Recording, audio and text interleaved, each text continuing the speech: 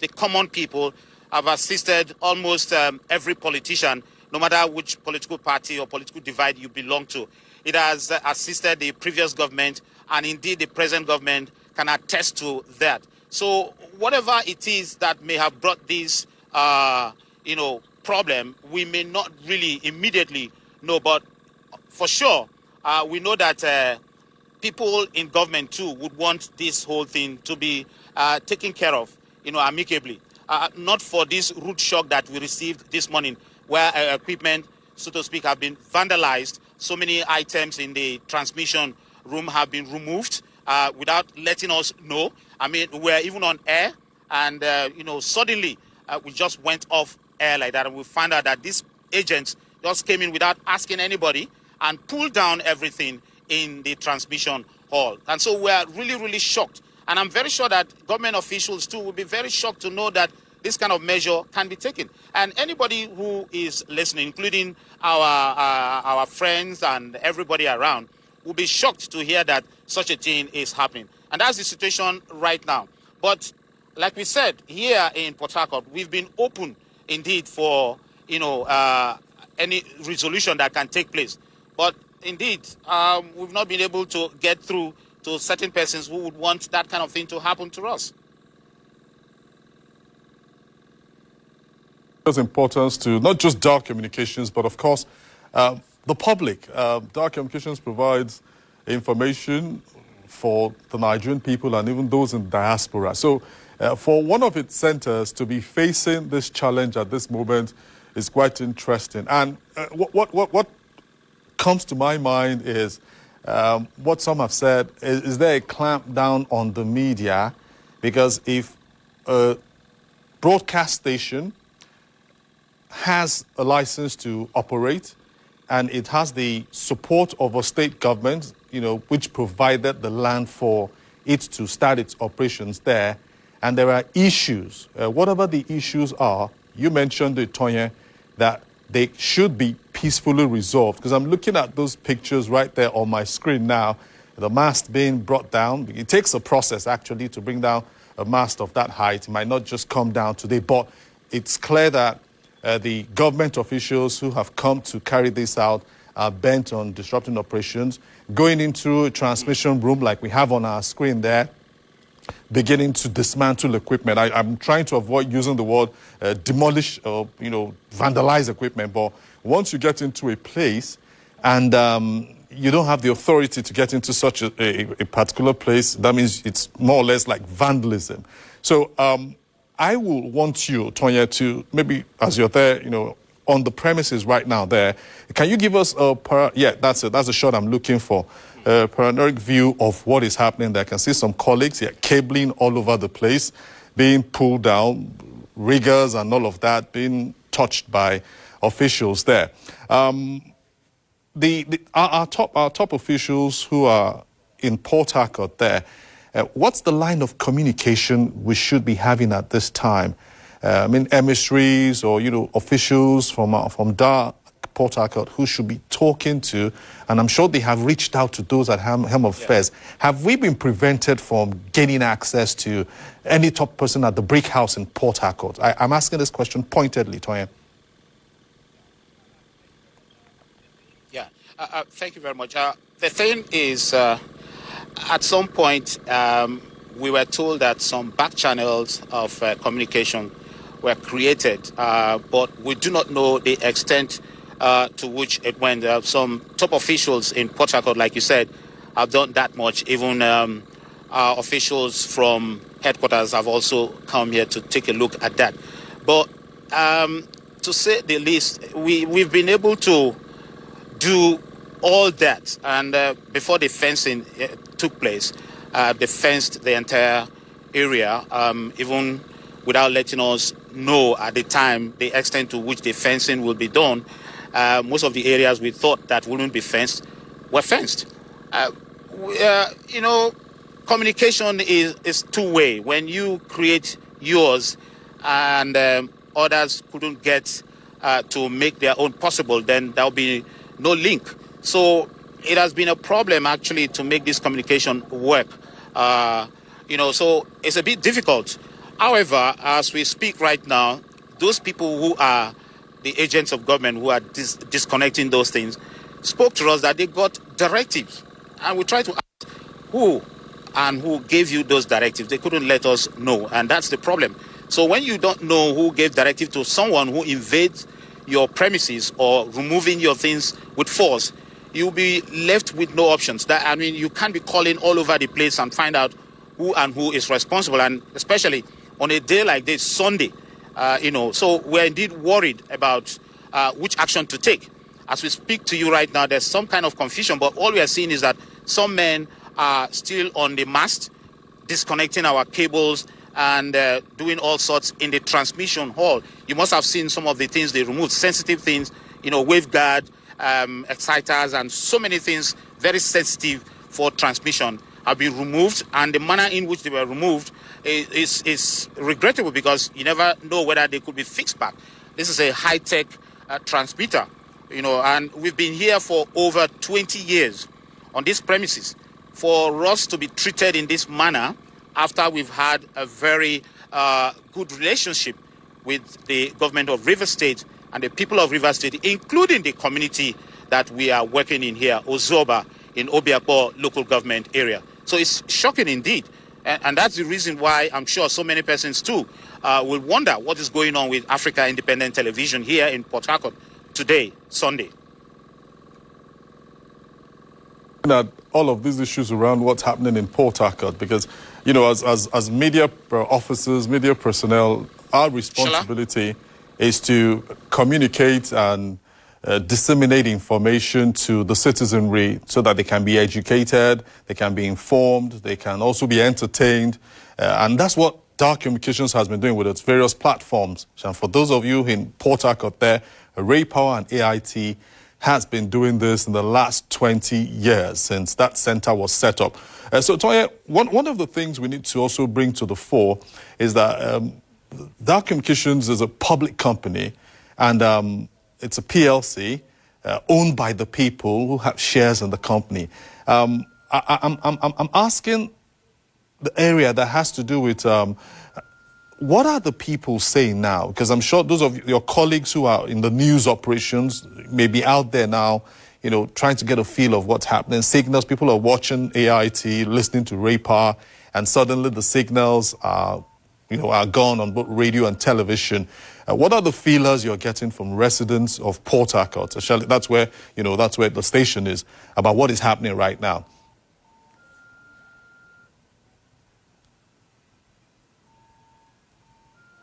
Okay, seems like we've lost the connection to Tonya there, but you can see right there on your screen, and I'm also watching that.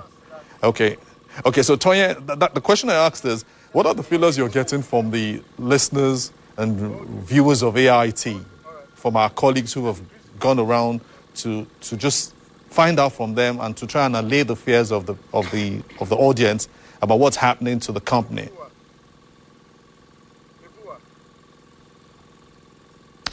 Okay, so I'll get Tonya back in, but right there on the screen, you can see those pictures.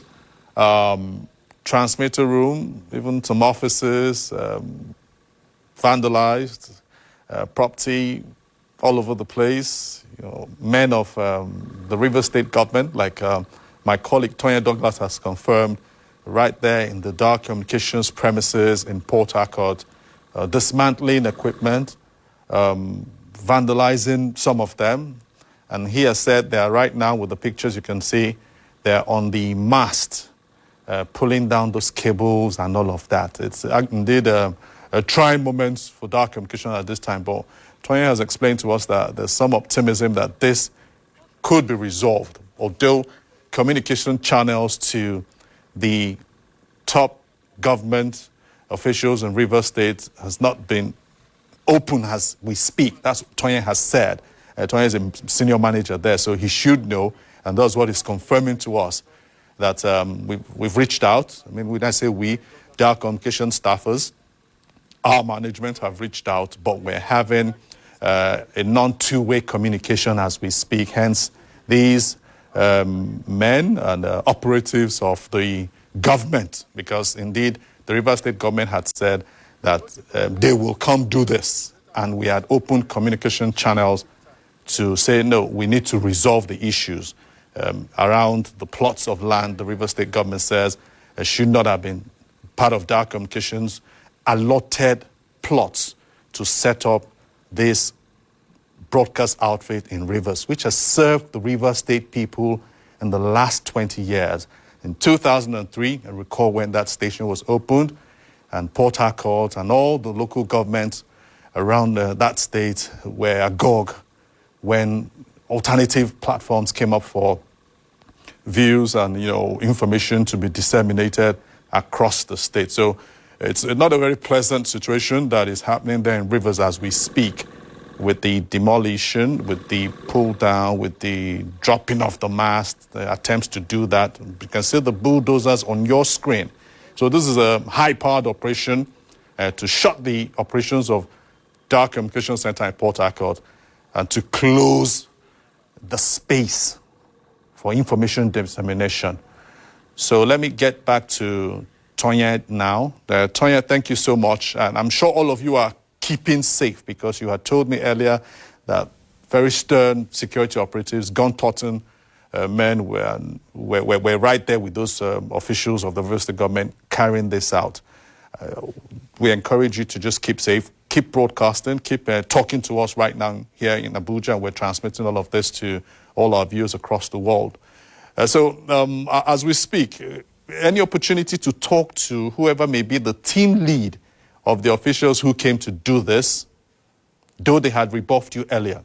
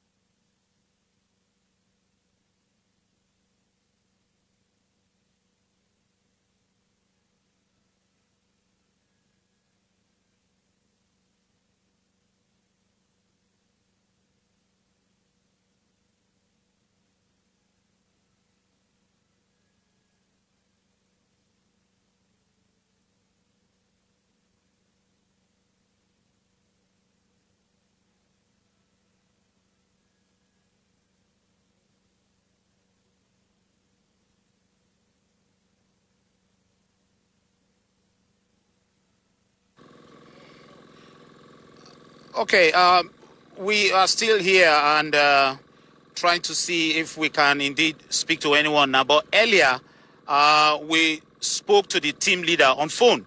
I told you in the morning he talked to us, and we asked him why are they doing this even with the rains. But part of the thing he said is that he has directives from above, and that that directive is to bring down our masts today.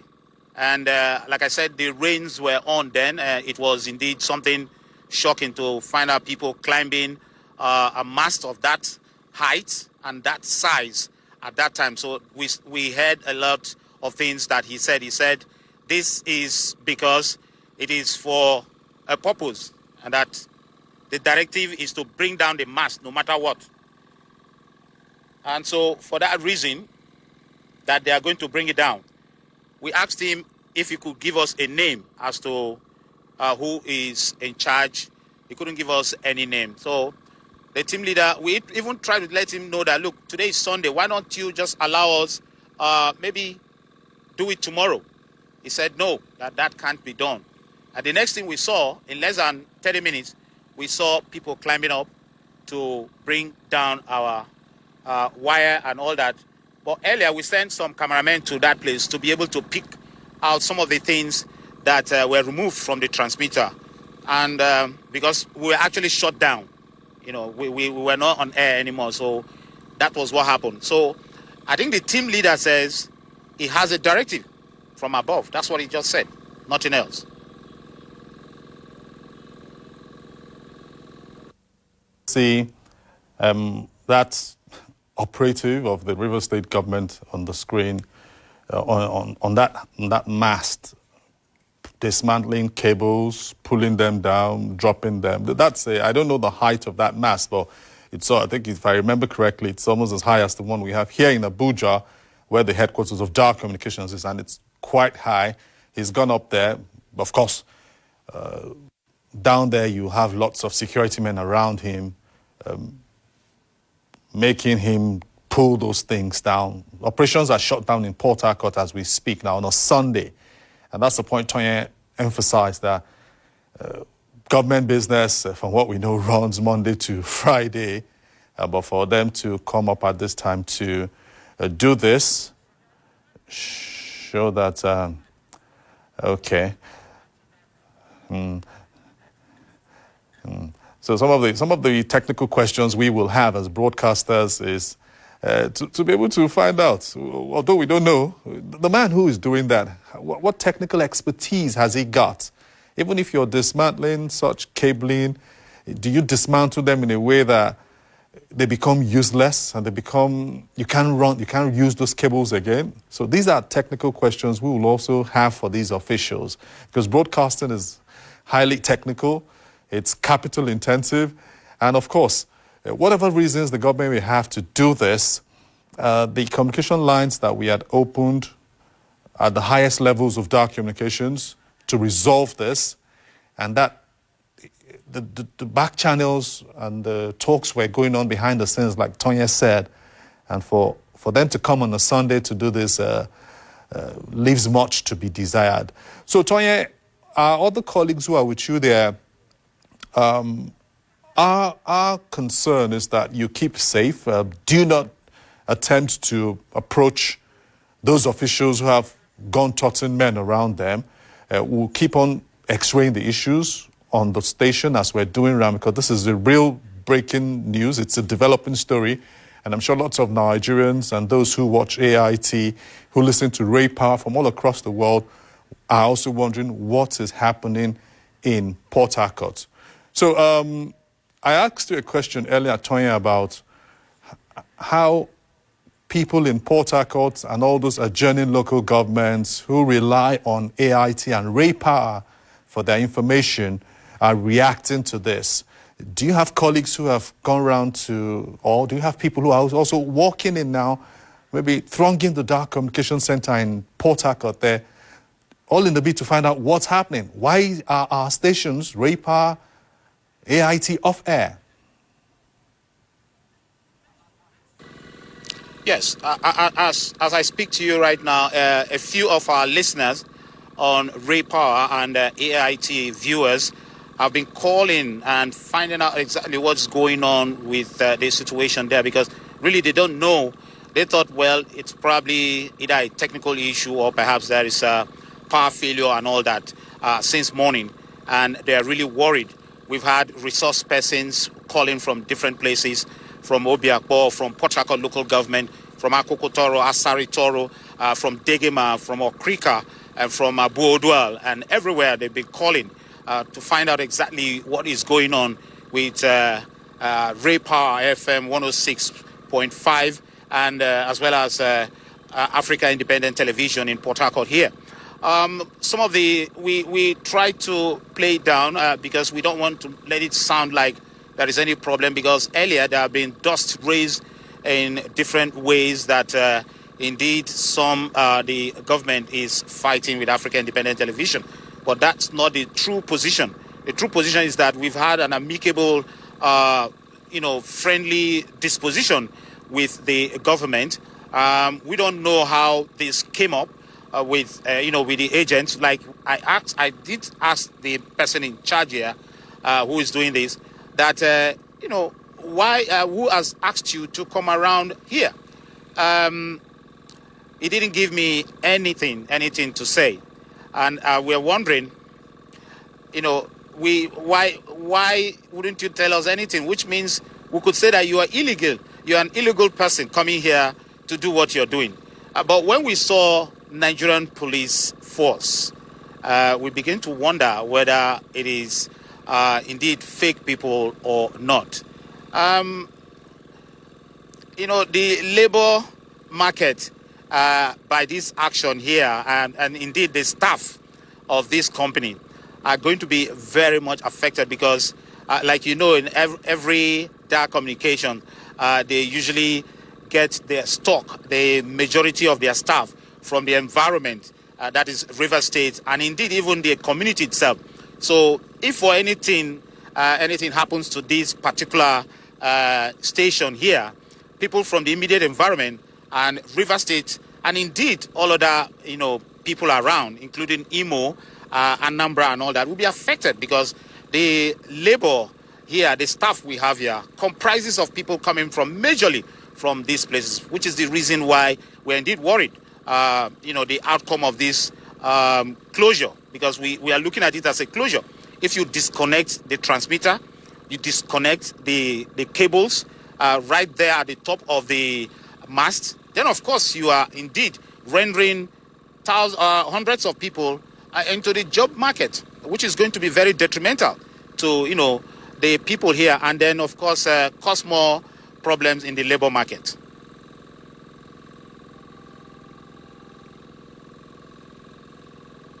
Yes.